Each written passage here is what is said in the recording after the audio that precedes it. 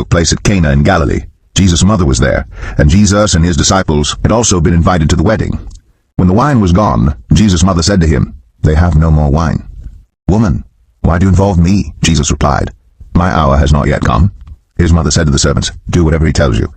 Nearby stood 6 stone water jars, the kind used by the Jews for ceremonial washing, each holding from 20 to 30 gallons. Jesus said to the servants, "Fill the jars with water." So they filled them to the brim. Then he told them, "Now draw some out, and take it to the master of the banquet." They did so, and the master of the banquet tasted the water that had been turned into wine. He did not realize where it had come from, though the servants who had drawn the water knew. Then he called the bridegroom aside and said, "Everyone brings out the choice wine first, and then the cheaper wine after the guests have had too much to drink. But you have saved the best till now." What Jesus did here in Cana of Galilee was the first of the signs through which he revealed his glory, and his disciples believed in him. After this he went down to Capernaum with his mother and brothers and his disciples. There they stayed for a few days. When it was almost time for the Jewish Passover, Jesus went up to Jerusalem.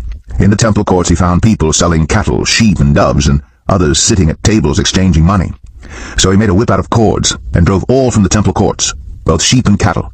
He scattered the coins of the money changers and overturned their tables. To those who sold doves he said, "Get these out of here. Stop turning my Father's house into a market." His disciples remembered that it is written, "Zeal for your house will consume me." The Jews then responded to him, "What sign can you show us to prove your authority to do all this?" Jesus answered them, "Destroy this temple, and I will raise it again in 3 days." They replied, "It has taken 46 years to build this temple, and you are going to raise it in 3 days?" But the temple he had spoken of was his body. After he was raised from the dead, his disciples recalled what he had said. Then they believed the scripture and the words that Jesus had spoken. Now while he was in Jerusalem at the Passover festival, many people saw the signs he was performing and believed in his name. But Jesus would not entrust himself to them, for he knew all people. He did not need any testimony about mankind, for he knew what was in each person.